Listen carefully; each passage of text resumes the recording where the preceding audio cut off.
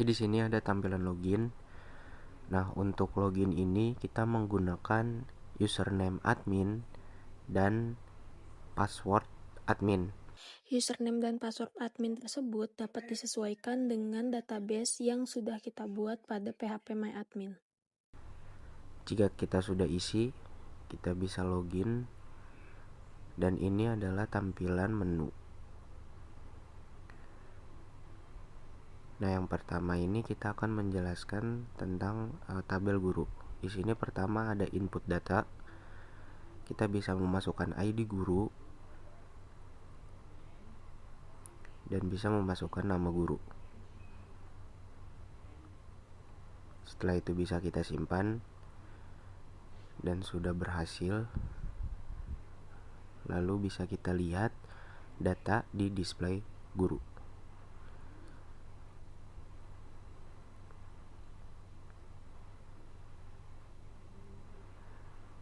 Selanjutnya itu ada update data guru. Yang pertama kita bisa masukin ID guru yang ingin diedit, dan kita bisa edit untuk mengupdate-nya.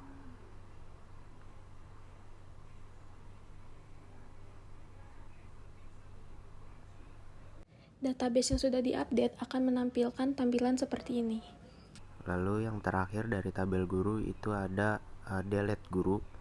Di sini kita bisa menghapus data guru menggunakan memasukkan ID guru.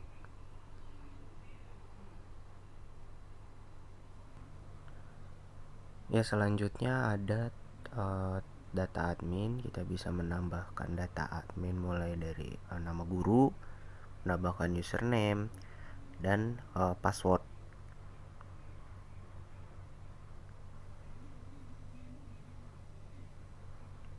Jika sudah ditambah, kita bisa melihatnya juga di bagian display data admin.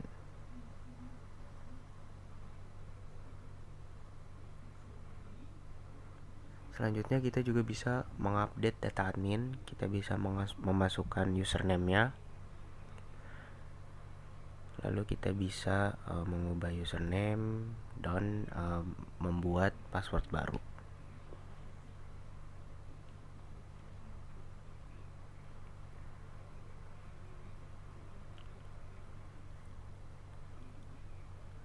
Yang terakhir itu ada delete data. Di sini kita bisa mendelete dengan memasukkan username admin.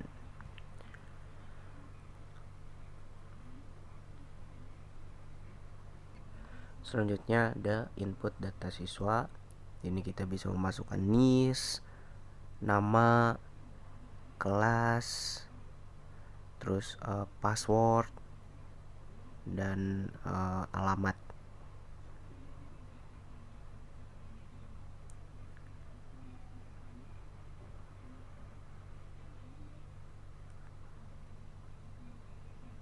Jika sudah, kita bisa melihatnya juga di display dari NIS, nama, kelas, dan alamat. Selanjutnya itu kita bisa mengupdate juga datanya. Tinggal memasukkan NIS, bisa mengubah dari NIS, nama, kelas, dan alamat. Sini ada juga delete. Dengan memasukkan NIS kita bisa menghapus data keseluruhan dari siswa tersebut. Oke, selanjutnya di sini ada tabel jadwal. Yang pertama ada input data jadwal. Di sini kita bisa memasukkan ID jadwal. Kemudian kita bisa masukkan nama guru yang mengampu. Kemudian mata pelajaran yang diampu. Lalu ada ruangan berapa, harinya kapan, misalkan di hari Kamis, jam masuknya jam berapa, dan jam keluarnya jam berapa. Jika sudah diatur, bisa klik simpan jadwal, maka di sini akan terotomatis terinput datanya dan bisa dilihat melalui display data jadwal. Lalu jika ada data yang salah atau berubah, bisa kita update melalui update data jadwal, bisa diedit di sini dengan memasukkan ID jadwal yang akan diedit. Klik edit jadwal. Nah, di sini kita bisa mengupdate misal ID mapelnya atau ID jadwalnya, jam masuk, jam keluarnya.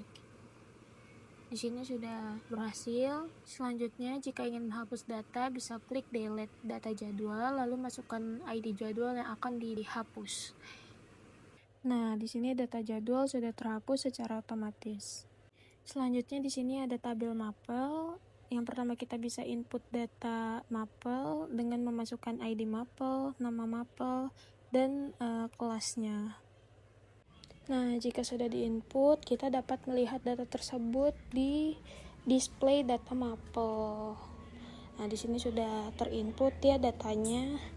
Dan kalau ada data yang salah atau berubah, bisa kita edit melalui update data mapel. Di sini masukkan ID mapel yang akan kita edit. Lalu di sini akan diarahkan ke data yang telah kita input sebelumnya. Nah, di sini bisa kita edit awalnya fisika menjadi kimia.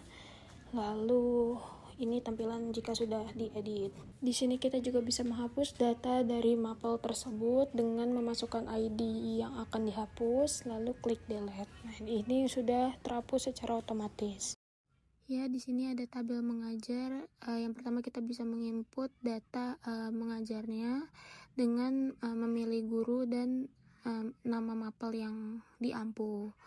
Lalu klik simpan dan kita dapat melihatnya pada display data mengajar. Nah, di sini sudah ada ID mapel dan ID guru yang mengajar tersebut.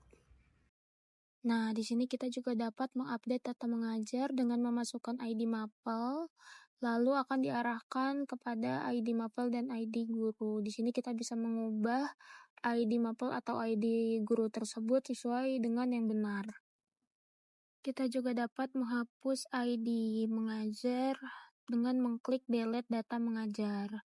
Di sini masukkan ID mapel yang akan dihapus dan ID mapel sudah terhapus secara otomatis. Selanjutnya ada nilai. Di sini kita bisa menginput nilai, kita bisa memilih mata pelajaran dan nama siswanya. Lalu kita bisa menginput nilainya.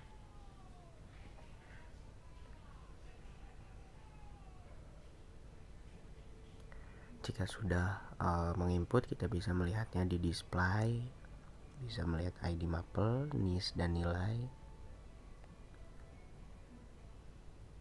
Lalu untuk update, kita bisa memasukkan ID mapel. Setelah itu juga bisa mengedit ID dan nilainya.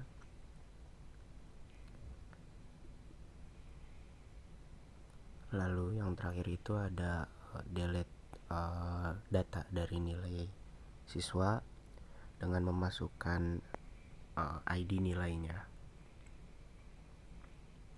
Yang terakhir yaitu tabel ruangan. Yang pertama kita bisa input data ruangan dengan memasukkan ID ruangan dan nama ruangan. Sini kita contoh nama ruangannya Lab Science. Lalu kita simpan. Dan kita bisa lihat melalui display data ruangan. Di sini sudah ada nama ruangannya.